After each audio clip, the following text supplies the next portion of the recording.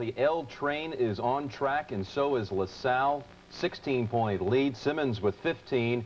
And it's been the Explorers all the way in this one. Jim Nance and Mike Francesa back with you in New York. We're going to be checking in on UNLV and Ohio State in just a moment. Mike, where's Clemson? I think you got to give LaSalle a lot of credit. Packed in that zone. We talked about Clemson having trouble shooting the ball from the perimeter. 33% in the first half. Where's Elden Campbell? Yeah. 4 points. This is a team that was very sluggish against BYU on Thursday and again today. All right, we're going to take you out to Salt Lake City now. West Region, pesky Ohio State, down 2 at the half, still trailing by 2 early in the second half. Let's go out now to Salt Lake City and join Tim Brandt and Lynn Elmore and check in on this one.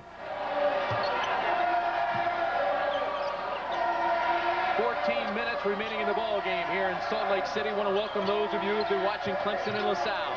UNLV with a basketball, and UNLV leads Ohio State 45-43. We're at the John M. Huntsman Center in Salt Lake City. It's the second round of the West Region. Tim Brandt and Lynn Elmore with you. There's our score, 13:54 remaining in the ball game. Well, Tim, it's been a case where Ohio State, the supposedly young team, just won't go away. They're still in the face of UNLV. They've done some nice things defensively, and when they have a chance for a break, they get some good opportunities there, and they convert on them. UNLV has had trouble on the offensive boards with Ohio State, but more recently, this guy right here, Larry Johnson, has been the story in keeping UNLV's hopes alive by pounding those offensive boards. The winner of this game moves on to the Sweet 16 and will play next Friday in Oakland against the Ball State Louisville winner, which is the second game here in Salt Lake City this afternoon. Johnson's second shot rattles in, so it's 46-43 with 13:53 remaining. Ohio State, the number 8 seed in this region. UNLV, the number 1 seed. Many of the so-called prognosticators have picked UNLV to move on to the Final Four, and they won by 30 in round 1.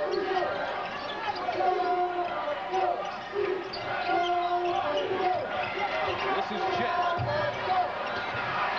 Another big round rebound by Johnson. Well, Jent's been in a shooting slump just about all year. He's not the guy you want to see. Anthony's shot is long, but he is fouled. And the foul will be on Treg Lee. That's his second. Saw the Clemson LaSalle score there. Story for UNLV has been their outstanding player, Larry Johnson. 13 points, 10 rebounds.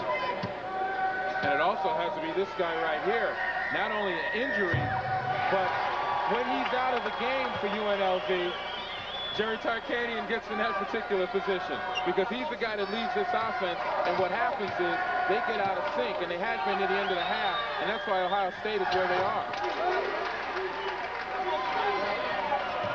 47-43 running Rebels. Tremendously courageous performance from Greg Anthony. Nice pass to Carter. Augman blocks it down, and Augman will be called for the foul. That's his first. And the third team foul against the running Rebels. Well, it's a nice job by Ohio State in coming down more under control than they were a few moments ago against this zone. And they have to realize, as they did in the first half, whenever they move the ball, force the defenders to move from side to side, they're going to have much more success in getting the ball where they want. Carter rattles it in. You're looking at a guy with 732 rebounds for his career, more than John Havlicek at Ohio State. He has 11.6 rebounds today. And his hobby is fishing, and I'm sure he doesn't want to have to go get the poles for tomorrow. Augman had the shot, passed it up. Nice pass inside, blocked down by Lee. All right, great game out in Salt Lake City. Have no fear. We're going to keep you posted on that game. And, Mike, Ohio State has a lot of fight in this team. Just ask Providence, I guess, huh? This is the team that won't go away. Down 12, mid-second half to Providence, battles back, wins that game. Really, UNLV got an early run here after they switched to the zone. This team just will not quit. All right, the first team to advance to the Sweet 16, Connecticut. 20-point win over California. However, the Huskies had a starter go down in this game with an injury, left knee injury to Rod Sellers. He averages 9 points a game. He's being examined at the moment, and the knee is being iced down.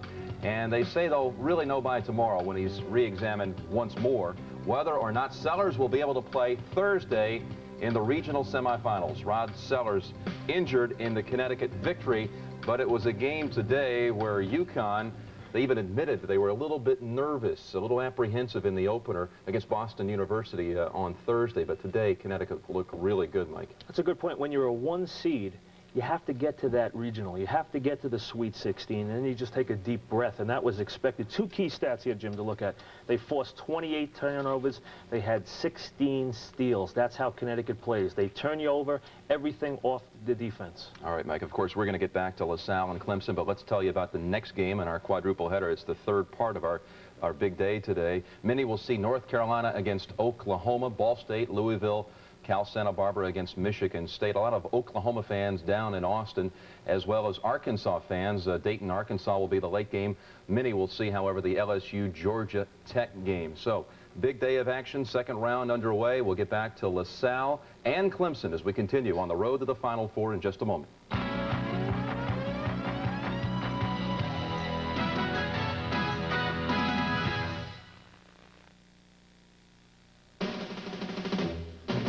Over the past decade, all other lines of cars have led Mercedes-Benz in one crucial category: depreciation.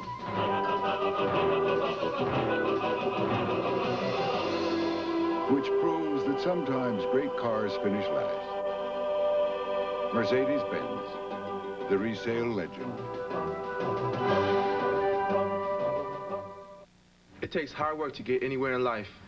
And hard work means pressure. My teammates and I work hard in the classroom, at practice, and during games.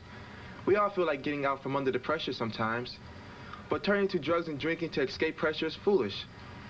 Don't let anyone tell you that drugs and alcohol will smooth the way. No matter where you're trying to go in life, drugs and alcohol will take you nowhere. This message furnished by the NCAA. Do you know that 1 out of every 5 sixth graders cannot locate the United States on a world map? And only 1 of 4 high school students can even find Canada? 1/4 of our students drop out of school before they're 18. And of the ones who graduate, 700,000 can't read their diplomas. What happened? Traditionally, America's schools developed the knowledge and skills necessary to fulfill our nation's promise. Education always helped young people pass from ignorance to knowledge, from poverty to prosperity, from self-indulgence to self-reliance. All of us must now get involved in fixing our educational system. Business must invest time and expertise in partnership with the school systems to help them undertake fundamental reform. We must get involved now. This message furnished by the NCAA.